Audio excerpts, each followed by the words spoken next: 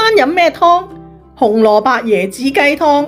正片有詳細食譜。紅蘿蔔去皮洗淨切塊，椰子洗乾淨，瘦肉同埋雞殼出水，然後洗乾淨。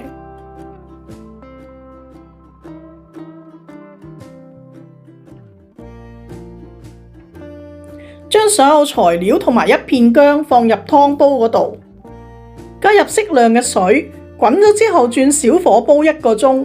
鍾意飲老火湯嘅朋友可以煲個半至2個鐘。呢個最啱秋冬天氣飲嘅紅蘿蔔椰子雞湯係咪好易煮呢？